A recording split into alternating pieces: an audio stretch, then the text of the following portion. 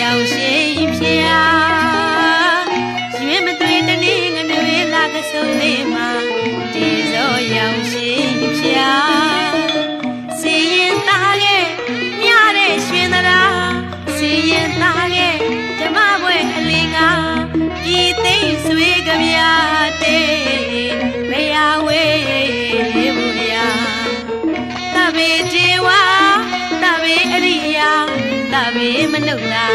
ဓမ္မလေးငါဆောင်ကြပါမဟာဗုဒ္ဓဝေမှာမြို့တိုင်းရွာတိုင်းအိမ်တိုင်းလှရှင်ဝင်မှာ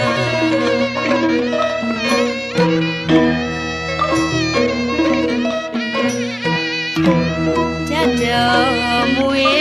တော်ရွှေလော်ဒီဆန်းဆန်းဒီဇောရှိဝရိဏတိလျာတတ်တော်မူတော်ရွှေလော်ဒီဆန်းဆန်းဒီဇောရှိဝရိဏတိလျာ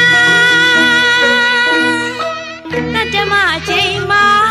အောင်မြင်လားဗုဒ္ဓဘဂဝါ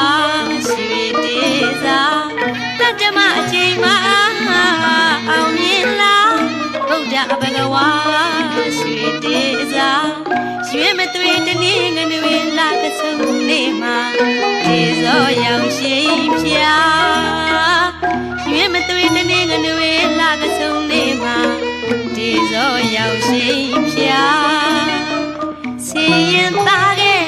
မြတဲ့ရွှင်သလားစီရင်သားရဲ့ဓမ္မဘွဲအလင်းကပြည်သိမ့်ဆွေကြပြတဲ့ဘယဝေးဘူးဗျာတပေဒေဝ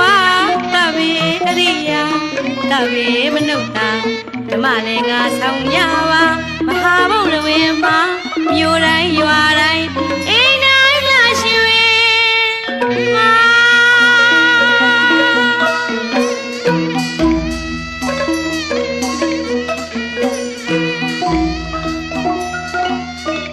ရှင်ကိုရောမြတ်ကြီး၏ယုတ်ကလတော်ကြီးကိုအတောင်120မြင့်နဲ့စာနကုဏသာထင်းပုံကြီးအထက်ရွှေတလားအတွင်သွင်း၍မိပူဇော်ကြရဗုဒ္ဓ၏အထိတ်ထမ်းတော်မူခဲ့သည့်အတိုင်းအလိုလိုပင်တေဇောဓမီလောင်ကျွမ်းတော်မူခဲ့ရာ